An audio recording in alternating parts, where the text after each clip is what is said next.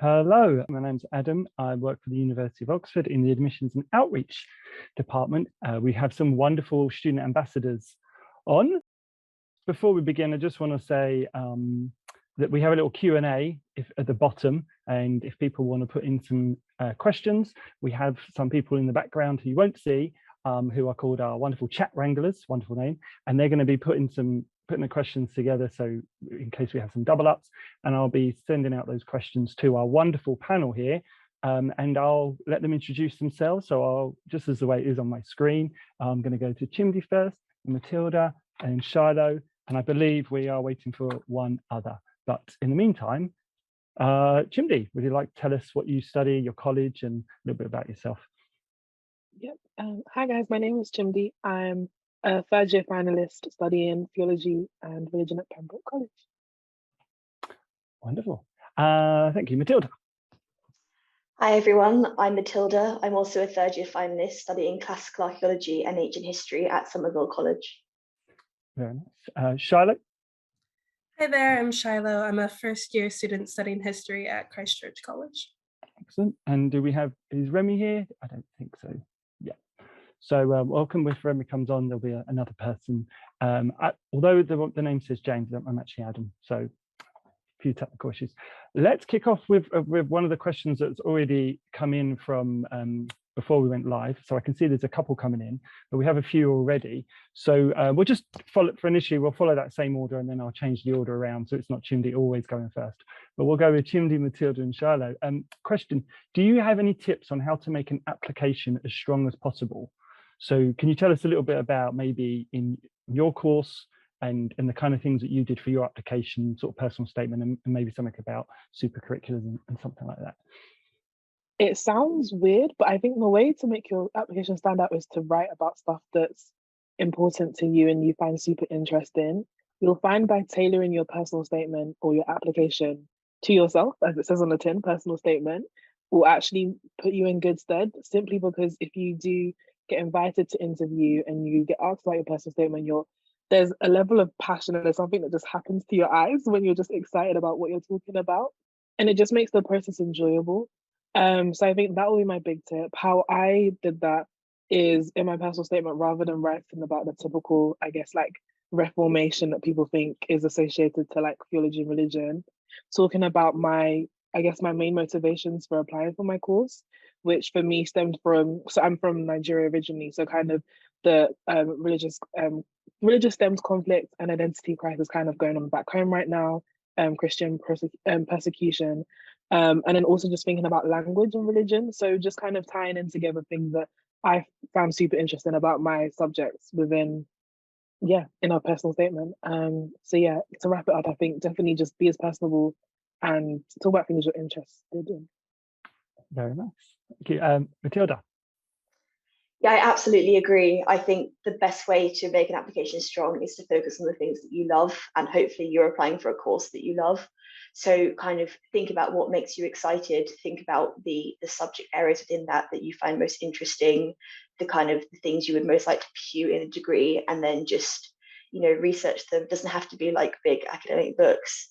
Any sort of reading, podcasts, videos, random Googling, anything like that allows you to like show interest and explore knowledge is going to be really good. And definitely also kind of tracing your personal statement, how you develop that interest, like where it kind of began from, why you want to study this course. That's going to put you in really good stead. Perfect, thank you. Shiloh, about history. Yeah, I agree with everything that's been said before. And then I think also don't worry too much about saying things that are correct, especially if you have to take an exam, like an essay-based exam, or if you get to an interview stage. The best way that it's ever been put to me is your tutors have to put up with you for 3 years, and you also have to put up with them. So when you get to those stages, it's them just wanting to know, like, are you interested? Are you passionate about what you're studying? And less about whether you're absolutely correct or you already know everything about your subject. It's no fun for them to teach you if you already know everything. So yeah, just let the passion kind of shine through. Perfect. And we've been, thank you very much. We've been joined by Remy. Before you came on, we just did a little intro into what the subject was, your college, and that. If you wouldn't mind doing that now, and then I'm going to the next question. So, Remy. I'm Remy. and I'm currently studying at Worcester College, and I do classics. So this time we'll go reverse order. We'll go Charlotte, Matilda, Chimdi, and then Remy at the end. This is a good one. Can each of the ambassadors tell us how they found the transition from their A-level qualifications to degree level study, the step up, like, I guess, workload, that kind of stuff? And we'll start with Charlotte, if that's okay. Yeah, so I actually didn't do A-levels because I'm originally from the US. So my equivalent to A-levels would be the AP system, which stands for Advanced Placement. And there are some kind of holdovers. So I did write a lot of timed essays in my A-level courses, but not A-level courses, my AP courses. For me, I think the main difference is that AP is very, very broad. So for instance, I took AP World History, which theoretically covered all of world history, whereas in my Oxford history courses, I'll study a century or half a century or like very specific time periods and very specific geographies. And so the depth was something that I really didn't have to nearly the same level in my high school courses that you definitely get at Oxford. And there's definitely new challenges to that, but it's something I really enjoy, and you get to explore specific things in a lot more depth, which is very fun. Cool, thank you. Matilda? I think it is intense. I think it's very much more independent at university, particularly with humanities, and particularly at Oxford, you get sent, a reading list and an essay, and then they're kind of like, do with this what you will, and come back in a week, and you're like, oh my God. But I think you do adjust. Everyone's in the same boat. Everyone's kind of like starting this experience with no idea what they're doing, and you adjust. It's something you find interesting. You start to like figure out how to read and how to like write, and it is a process, but everyone that does it manages that step up, and you find things to enjoy in it eventually. So it can be scary, but it's very much manageable. Cool, thank you. Chimdi? Yeah, for me, I found it quite a nice transition. So I didn't do A-levels either. I did international baccalaureate, which is quite a few subjects. So I think in that regard, I was very much used to juggling quite a few things, and time management and being able to write in different styles for different things. So what you usually find in Oxford, you have your different subjects. We call them usually papers, in theology anyways. And those are kind of different mini subjects within your wider subjects. So being able to kind of juggle that with skills that I acquired at like IB level. I'd say kind of like Matilda's mentioned, the big step up I'd say came from like having teachers on your neck 24/7 to then like crickets. You literally just get an email at the start of term, when do you want your tutorials to be? You send an email back, and then you get a reading list and all this reading to do, and write essays and go about your day. But I think in that regard, for humanities, well, for theology and religion in particular, I found that quite enjoyable because it meant you very much structure all of your time rather than being set, here's your like 6 periods or lessons for the day. So there's pros and cons to it, but you definitely settle in, as Matilda said. Cool. Remy?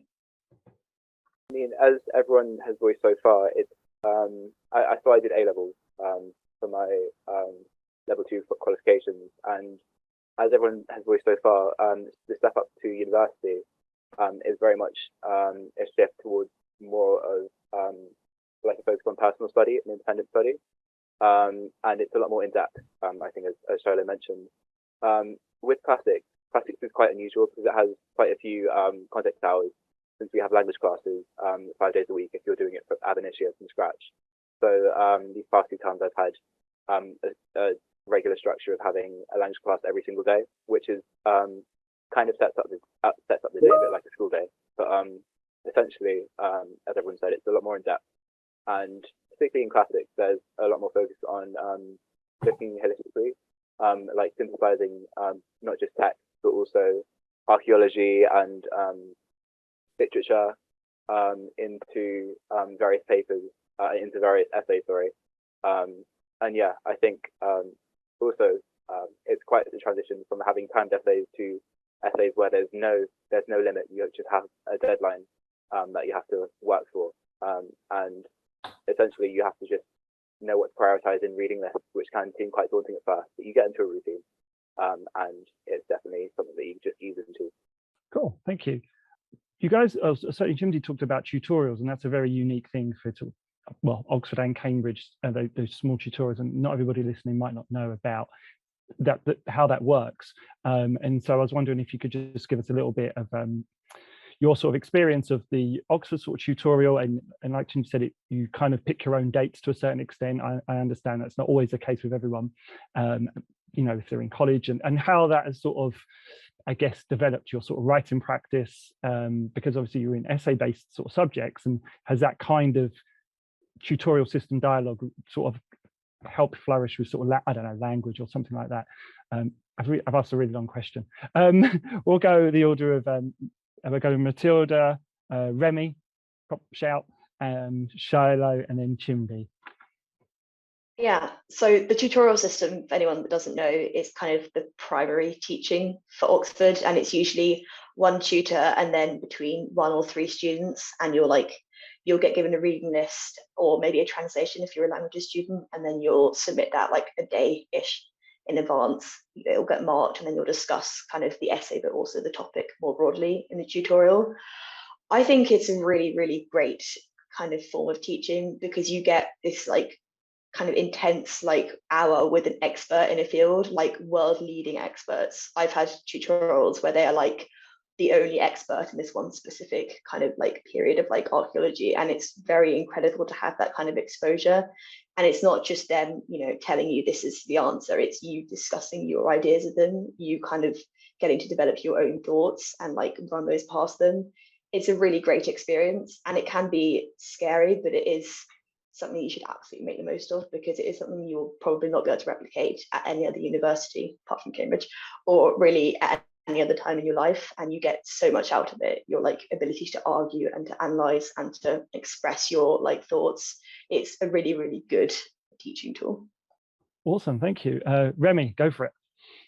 As Matilda said, the tutorial system is quite unique, and there's only 2 or 3 people in each tutorial, so it's very much you get your voice heard quite a bit, and the focus is very much on working through ideas, and you essentially bring all of your ideas and work through them to it's, even though it's like a basis of teaching, it's also a springboard to research things after the tutorial as well. So because you're speaking to world experts in their respective fields, they often offer ideas, and I've gotten quite a few book suggestions and follow-up points from tutorials, which launch you into further study even though you've completed a tutorial or essay. And it's just kind of a reminder that the learning process is ongoing, and essentially it's quite an involved process, but it also inspires you to actually look beyond and look further, which is quite I guess not too similar to the you know A-level syllabus, or you know, pre-university, when it's very much the content is confined to a syllabus. So I find it quite expansive, and very a rewarding process to work towards an end goal. Awesome, thank you. Shiloh, your experience with the tutorial system? Yeah, so normally at the beginning of the week, your tutor will send you a reading list with, you know, the books for this week and an essay prompt or 2, or sometimes for history we'll do a book review or a presentation in lieu of an essay, but most weeks it is, you know, an essay a week or multiple essays per week if you have multiple courses in that term. And then the tutorial, the essays that you've written are kind of used as a launch pad for the content of the tutorial. But what I really like about the tutorial system is normally by the end of the hour, I basically want to rewrite my entire essay. Like I've basically completely rethought everything I've done, and you kind of really analyze things that, you know, normally, especially before university, you know, you write an essay, you turn it in, you're kind of done with it, you never think about it again. But with the tutorial system, you know, you really start to question, you know, I'll have tutors be like, well, why didn't you try to tear apart that part of the prompt anymore? Or why didn't you question this assumption or X, Y, Z? And by the end of it, you're like, oh, I totally could have gone about that another way. And it's a really cool way to really learn about your subject and to start thinking analytically and learn how to debate with not only other people, but also yourself and your own assumptions, which I really enjoy. Awesome, thank you. And Chimdi, yeah, I hope anything to add. I get that there's 4 of you, so some of there will be a lot of repetition, but I'm sure something in theology and religion, right? You have something. Yeah, I think what I love about theology and religion is in comparison to other subjects. I mean, I can't speak for most subjects, but for my friends in other subjects where the ratio might be 1 to 3 people, for some of my like courses slash papers, I've literally had one-on-one tutorials with like somebody mentioned earlier, like world leading experts, and then the people who are writing my textbooks are the ones teaching me. And sometimes a bit profound. It means that you have to be careful with what you say and not to misquote them because they will pick up on it in your essay and not necessarily be happy about it. But no, it's definitely a great system, and definitely I think not just on the academic side, but you find you have a lot of personal development as just an individual in terms of speaking to people who are basically quite a few steps ahead of you in academia. So there's a lot of guidance that I found on just a personal level on how to just manage things and stress levels and all those kind of things. So more the personal element as well is I think another beautiful thing about tutorials. It's not just about the academic, but getting to know each other as like tutor-tutee. That sounds great. Thank you. I mean, I've got another question, which I think sort of dovetails into that. To said about also the personal development, and it's not just the academic, it's, you know, those relationships and stuff like that. So this is a little bit related, I hope. So the question is, what happens if you struggle or fail papers, exams? Do you have the opportunity to improve or reset? And I would imagine, well, you could answer that, but also I'm sure that tutor system also would help guide, I would imagine, that kind of sort of pattern. So let's go with the order of Shiloh, Chimdi, Matilda, and Remy. So Shiloh, we're looking at sort of if you struggle and that kind of stuff with papers and exams and the opportunity to improve or reset. Yeah, I think one thing that definitely requires a mindset shift from school into university is, especially at Oxford, you will struggle. Most of the feedback that you receive on your essays is not going to be positive feedback because the tutors don't really see that much value in being like, oh, you did that well, that's fine. They're more going to target the things that you could improve on because there is room to improve on those things, and that is where a lot of the valuable feedback is. So it's definitely a shift because I know, at least like from the American undergrad system, it's a lot more like positive feedback focused, whereas at Oxford it's a lot more constructive feedback focused. So I think what a lot of people don't realize is that struggling is part of the game at Oxford, and that is how you improve. It's how you get better. That being said, the tutors are really good at not just saying, "Oh, you did that poorly." There's room to improve here, and this is what you need to do to improve, or this is what was missing and this is what you could improve on. So even when there are like gaps in what you're doing, or you know what your essay was or whatever, they're going to tell you what you could be doing to improve or where the gaps were. So it is really helpful. There are different support systems at Oxford as well. So there's welfare support systems. If you're struggling with like mental health issues, your tutors are like academic support systems for you as well. And the nice thing about the tutorial system is that because it is so small, there's only 1 or 2 other people in your tutorials. That is a built-in tutorial system as well, because chances are if you did something poorly on an essay, everyone else in the tutorial did something similarly or found it similarly tough as well.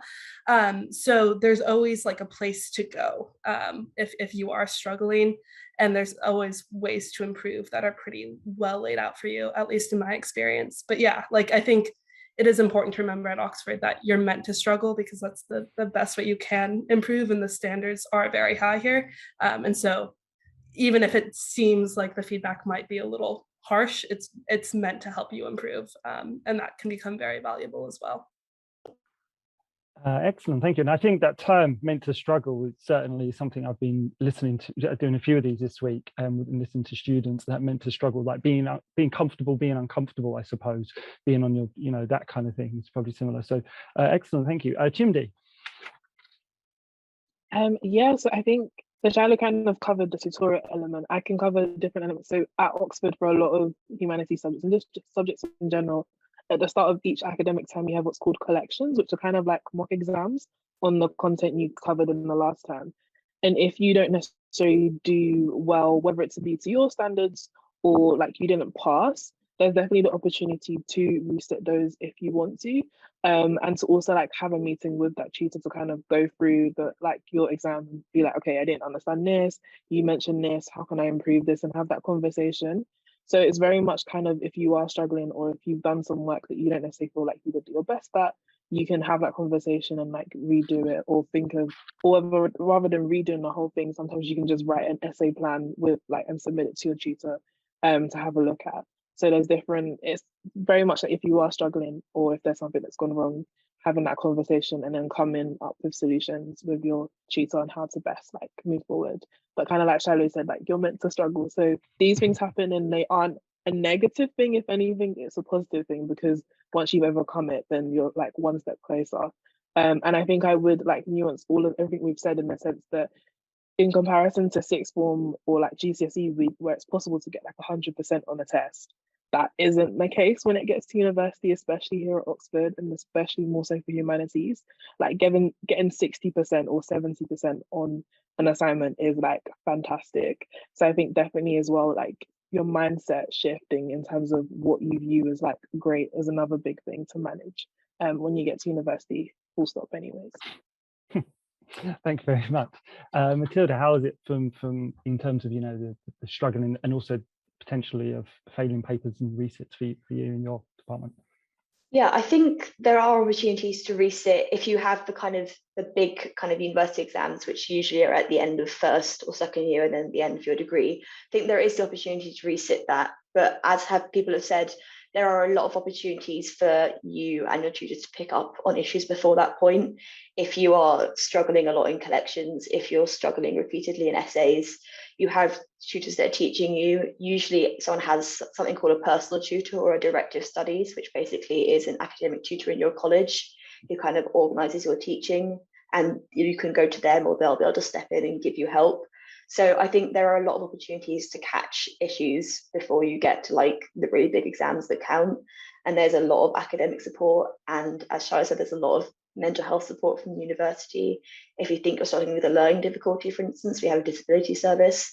There is like everyone wants you to do well. Struggling is normal, but if you feel like you're really struggling, there is a lot of support out there, and chances are it's not going to kind of become, you know, like catastrophic world-ending situation, because people will be there to help you and they will do everything they can. Excellent. And I think that's, you know, really poignant about the difference between struggling and quote unquote really struggling. You know, it's good to sort of push yourself, but obviously there is a line and everybody has a different line. But, you know, the university definitely want everybody to succeed and certainly do well. Remy, how's it for you in classics? Well, as everyone has pointed out before, it's a very involved process. Given the small tutorial groups, it's very the teaching is very done on a very individual basis. And as Chimdi said, we have collections at the beginning of every term, and if you don't do so well or you don't pass, as you know, it can often be the case because it's quite demanding on many courses.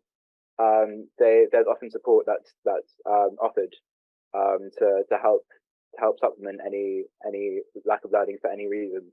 So I have a friend who currently, well, she didn't do so well in a collection, but then she actually, as a result, got teaching with the person who actually wrote the classical Greek dictionary, and this was her feeling, or like not doing so well in a Greek collection, but as a result, she's getting that teaching, and now, you know, she's really good at Greek actually.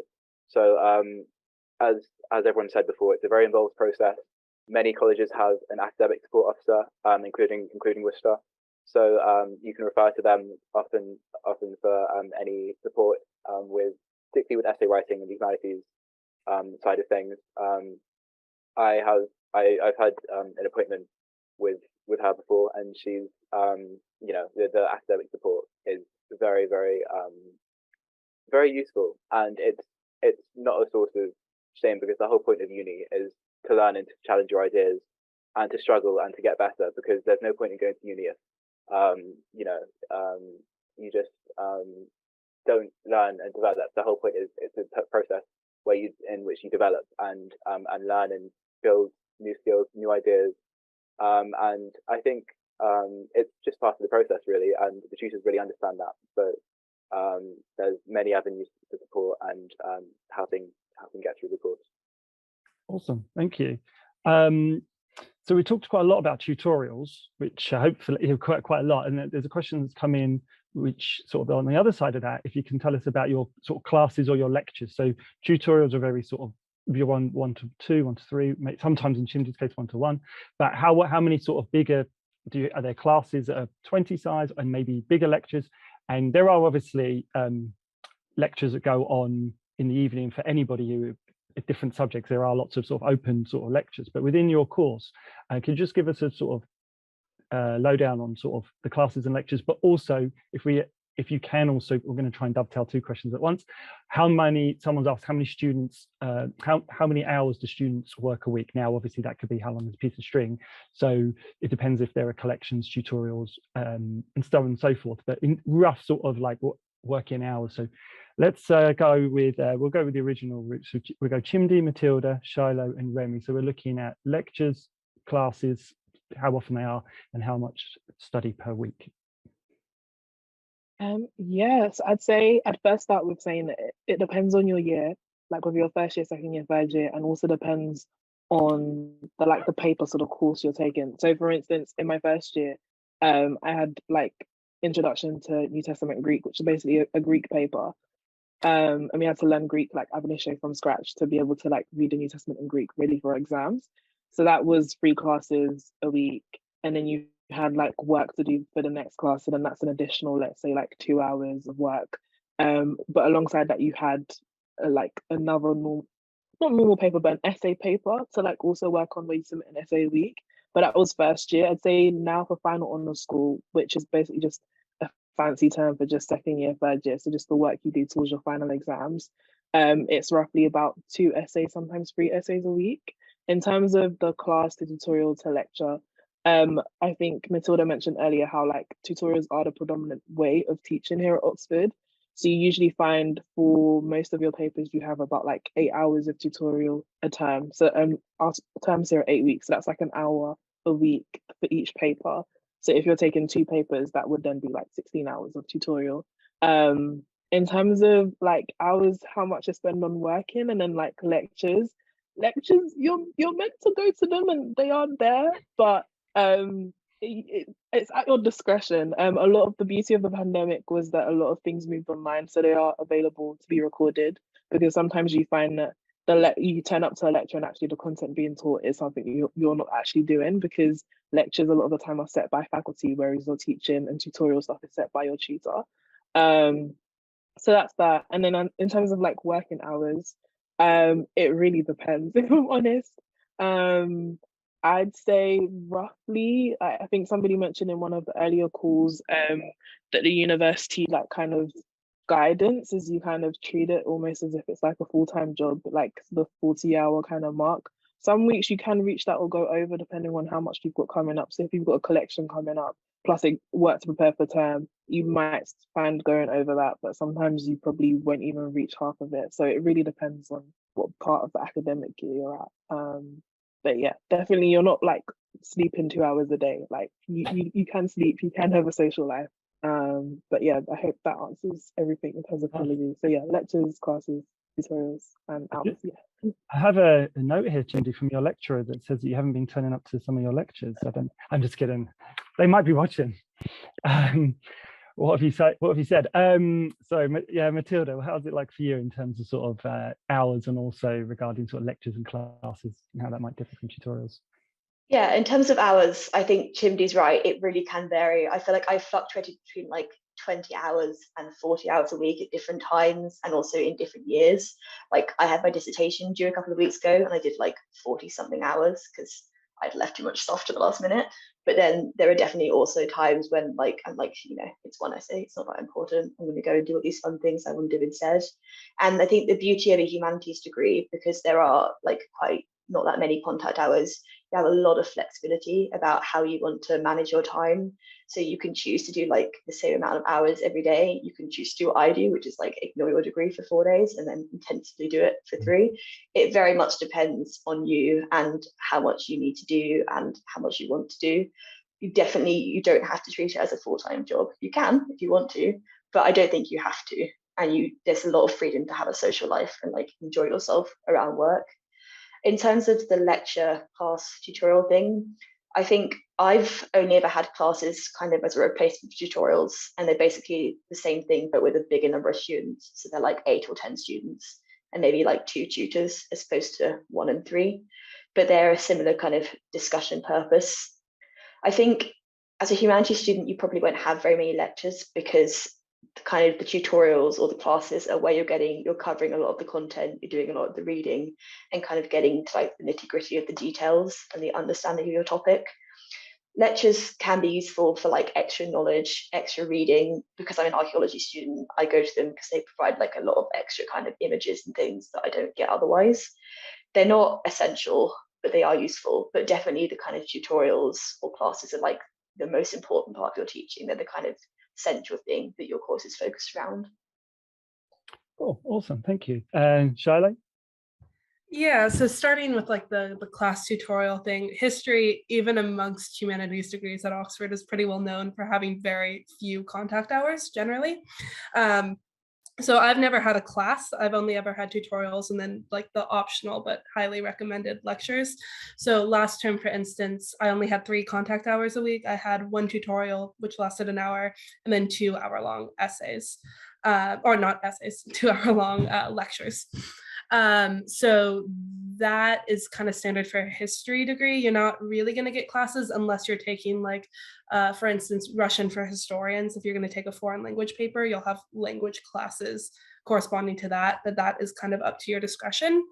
And then in terms of workload, like everyone else has said, it is very dependent on how you individually work, especially for a history degree. We'll normally get reading lists that have 10 to 20 books on them every week.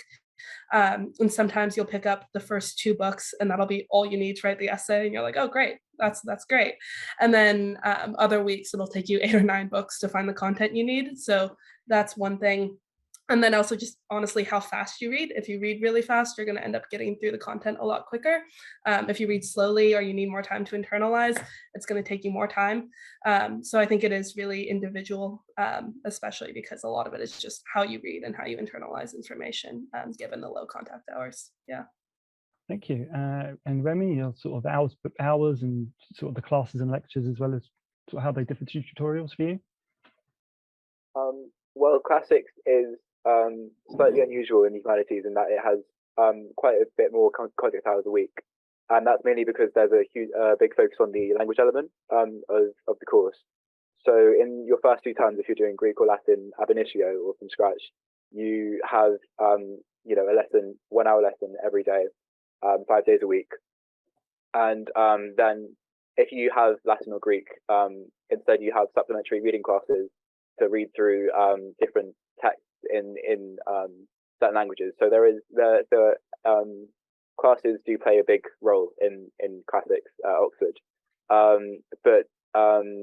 and the tutors kind of understand that. So in your first 2 terms, because I'm in first year, in your first 2 or 3 terms, the tutors want you to focus on language work more so they understand if you only hand in an essay plan, if you have too much language work to do, but generally that you can have a good work-life balance essentially. I think I heard once that if you spend 8 hours sleeping, 8 hours working, and 8 hours with free time, then that's the perfect balance. And obviously that can fluctuate, but that's kind of what you generally aim for. And yeah. Perfect. Thank you, Remy. You said about 8 hours each. That's an old advert, a Mars Bar advert, which was work, rest, and play. It was like that 8 hours each, and I kind of subscribe to that. You know, you need that work-life balance, and you need a lot of sleep as well, for sure. So that kind of sort of takes us into a great question about social life and people saying that you can have a social life, and obviously. Whilst people sort of studying hard, there are lots of clubs and societies, and there's lots of stuff outside of the university, just within Oxford itself. So I was going to ask a little bit about the things that you might be involved with, either outside of your academics. It could be to do with college. It could not be anything to do with university. I, for one, I've coached the University America football team here and have done for the last 12 years. And working with those 50 or so players each year, we train Wednesday nights, chalk Tuesday, and have games or training on Sunday. And those students from all sort of studying pretty much the whole gamut of University of Oxford subjects. You know, basically there is opportunities to do lots of other things, but you've also got to probably just be organised. You can't, you know, you've got to be good with your time management because there is a lot of opportunities here. So yeah, tell us a little bit about the extracurricular stuff that either you've done or is on, or that you know is on offer. We'll go. How should we go? We'll go Remy, Shiloh, Matilda, Chimdi. Yeah. So in terms of extracurriculars, I've kind of tried to launch in as much as possible because I'm the first year. So at the beginning of first year, you have a freshers fair, and they advertise all of these societies and clubs that you can be a part of, and ranging from, you know, sports to academics and beyond. And if there's not a society, you can obviously start up one. But I'm more inclined to the sports side of things. So Worcester, the college that I'm at, is lucky enough to have an on-ground sports field. So with that, in college, I do college football and frisbee and netball. And it's Worcester's quite lucky to have those facilities. But generally, there are sports pitches off-site for other colleges where they have college games and college sports going on, and there are intercollegiate matches called cuppers, or there are different Oxford names for things, but essentially they're just friendly games that you have between colleges. And so I've gotten involved with a fair few of those, and yeah, also the Philosophy Society. I've kind of gone to many meetings, even though I don't do philosophy outright, but they've been great and quite involved, and it's great because they often get in new speakers and quite preeminent speakers in different fields, like whether you're interested in economics or politics or philosophy, like me. But yeah, so there's something for everyone, I'd say. Yeah. Awesome, thank you. Shiloh, extracurricular stuff and things that are on offer at Oxford that you may have taken up? Yeah, so personally, my main university affiliated extracurricular is competitive debate. And so that takes, there's only one training per week, and it's like a 3.5 to 4 hour training in the evening. So you do like a mock debate, and then we'll normally go to like a bar after and get a drink. But that also sometimes runs onto weekends because you'll do tournaments at other universities. So the Oxford Union, which is what debate is run through, will pay for you to go up to other universities and you'll compete for a weekend and then you'll come back down. And that's really fun. As far as other extracurricular things go, Oxford's really funny because it's about 10 years behind on the times and everything runs on Facebook. The nice thing about that is a lot of times I'll open Facebook and I'll see that one of my friends is interested in some random event that I had no idea was happening. There's always tons of speakers who are coming that are really interesting to come see at different like societies and events and places. And a lot of times I'll find out about them just because, yeah, I will open Facebook and it's like, oh, there's a Supreme Court justice who's here on Tuesday. Didn't know that was happening. So like that's really fun. Sports are fun as well. They're normally run through like both college and the university level. So each college will have their own sports teams, and then there's university-wide sport teams as well. The university-wide sport teams are generally a little more intense. They meet a little more regularly, whereas college-wide, it's generally a little bit more chill, especially at my college. So I'm theoretically part of the netball team. I've shown up like about 4 times, but sometimes you'll get a text and it's like, hey, can anyone meet for this game? And you're like, sure, why not? So those are really chill and a fun way to get involved. Yeah, and then like not university sponsored, I also just have a gym membership to a gym close by, which is kind of nice because sometimes it's nice to get off campus and do something that's not at all related to the university and just get away for a couple hours. So I always find that's a nice balance. Yeah. Excellent, thank you. Matilda? Yeah, I think there's a huge amount available. I did a lot of music at school and I've kept that going into uni. So I sing in a choir, I play in an orchestra and in a folk band. There's also so many opportunities to try something new. I've tried like ice hockey, rowing, netball. I did a ballroom dancing competition last year, which was rogue but fun. And there's so many other societies. There's so many charities you can get involved in if you want to. There's so many like subject societies, like you can get on the ball committees of colleges and organize a ball. You can organize events. there's so much going on, like no matter what you want for fun or you want it to like enhance kind of like work experience, like improve yourself, there's like a massive amount of opportunities available and everyone will find something that they enjoy, and there's definitely a lot of time. I think in some ways having extracurriculars helps you structure your time better because you have sort of things built into your day and it gives you some structure to put your work around. So definitely there's a lot of life outside of the work at Oxford. Excellent. Thank you, Matilda. Chimdi? Yeah, and I definitely want to like follow on from Matilda's last point in a sense, having IFAM. So I'm very much involved in sports. I'm on the university athletics team. And once upon a time before I did a really bad injury to my ankle, I also played rugby. So that gave me a lot of structure in a sense, knowing that, okay, I had my like strength and conditioning sessions on like Wednesday and Friday at like 7 a.m. And then I'd go to those and then like take it from there, or then knowing where my sessions are and then kind of trying to figure out where I study around that. There's also a lot of cultural societies as well. So there's Islamic Society, there's the African Caribbean Society, which I'm a part of, and took a committee position. I had a committee position for like the past 2 years up until this academic year. There's a lot of also like rogue like sports societies, but not really sports. No, I shouldn't diss the sport, but like, so I tried pistol shooting, which was super fun. And there's like so many like different things. I've seen Quidditch being played at like university parks, which is super cool. And I think another good thing about Oxford is if there is a society that you want set up, like I think you only need like 3 people and then you can like apply to have it set up. And usually as long as it's not offensive to anybody, they usually approve anything. So on the university student union website, there's like a long list of all the different like societies you can get involved in. And yeah, it's definitely a great space and away from academics, and also just to meet people outside your course, outside of your college, and just have some fun. Yeah. Thank you. Yeah, I mean, to sort of echo Shiloh's point about playing sports for your college, and what sort of Remy said that as well. It's a bit more sort of pick up low level, and what's good about that is a lot of people at universities, if they really want to play a particular sport, say rugby, there might only be 3 teams that the whole university has, whereas college, having that lower level means that it sort of opens the doors to sort of everyone else who wants to take it seriously as a blue sport. Some of our sports that are played at the high level with Olympians and almost semi-pro, our rugby and cricket teams. Whereas if people want to play sport for the fun of sport and not compete, then you've got the best of both worlds. And the other thing I wanted to mention in terms of opportunities, there's also the opportunity to be an ambassador, which our lovely people are in front of us. And they they do lots of things throughout the year. Big one is Unique in the summer, which hopefully some of you know about who are dialed in. And that's a really good thing for our students to do, to impart that wisdom onto others. So there's lots of opportunities to sort of work with our department.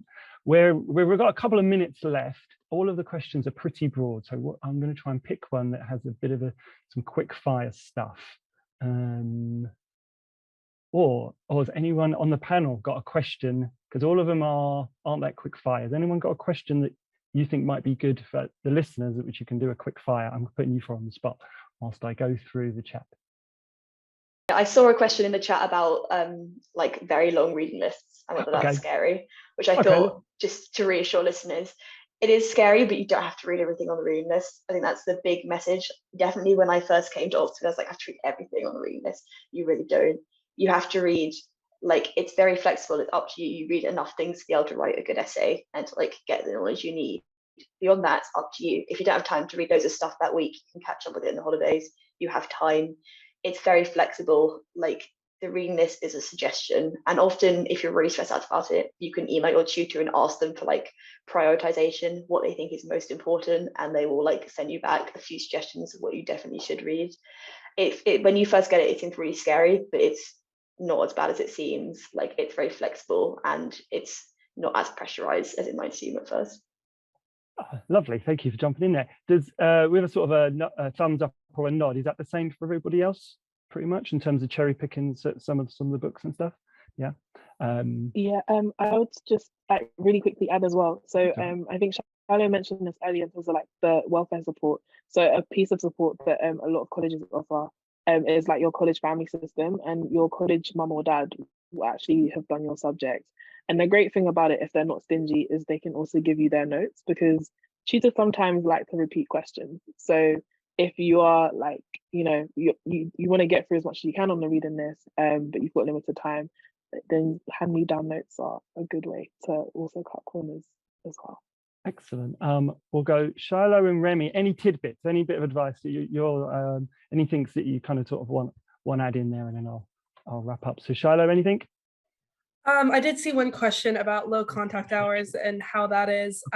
I really don't mind them, especially when you have a low contact hour type degree. You do have to be pretty self-directed, but it's not like you don't have anything to do all day. You do have those reading lists to get through. You do have the extracurriculars. You do have essays to write every week. So it is more self-directed, but it's definitely manageable. And it's not like you're just left out alone, just like swimming in a big ocean. There's resources. There's other people who are in the same boat. And there are things to do, and you do find that you've filled your days sometimes to an extent where you're like, wish I had a couple more hours today. So it's not that bad. Excellent, thank you, Charlotte. I did notice there was quite a few questions specifically for history, and I didn't want to just ask you was going to be just you, Charlotte. So I kind of sort of tried to make them a little bit more broader. So thank you for putting those questions in, specific questions. And Remy, if there's any of the questions in the that are left, or any sort of last bits of advice or anything, any thoughts? Well, first off, I'd also like to answer the question on reading lists and say that even though there are books on reading lists, I thought they'd be asking to read whole books, but no, there's they often just give you starred reading as well as extracts of books, like they give page numbers for you to read, which are often quite bite-sized, manageable. So it's not as daunting as it may seem.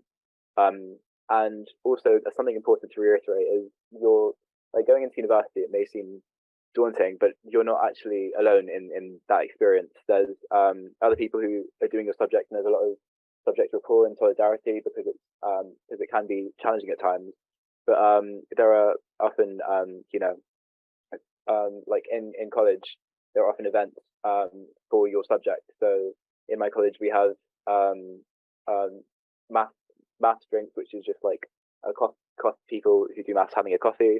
And then we also have classics get-togethers, and we talk about our subject and kind of just help each other through it as well. So you're really not alone in going into university, although it may seem very daunting and quite distant. But yeah, we're a welcoming bunch. Thank you very much. So I'll just going to share our last little couple of slides we have here. So first of all, I want to say thank you to our panel here. Thank you for your excellent answers, enthusiasm, and imparting your wisdom to other people that hopefully will reply, and to our, in the background, our two chat wranglers who have been looking at the questions and so on and so forth. We have, these are our Instagram, Twitter, and information, basically, Connect with Oxford. Apologies, I'm looking up, I can't see my screen back at me. So by all means, you can send other questions into there, and we'll hope to answer them. And there's some nice pictures of our students.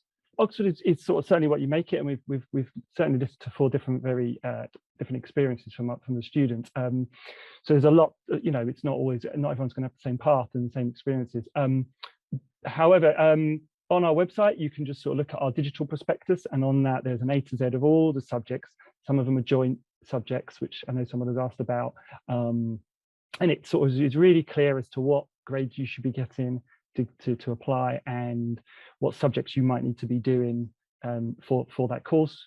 In kind of an amber system, red means you have to be studying that course, yellow and green are sort of recommended. Undergraduate admissions website, which is us, which loads of wonderful information there. We have a Choosing Oxford newsletter, so that comes out every now and again, and you can sign up to the mailing list, and you can attend one of our open days. We have 2 in June, back to back, and another one in September. Again, all the information is online. We welcome people to come to the university to have a look around.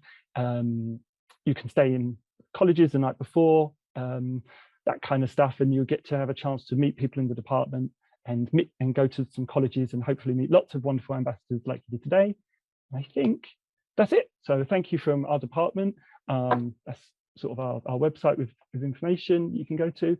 I appreciate that not all the questions were answered, but I've tried to keep this in a way so that all the panel can answer. And thank you for your time.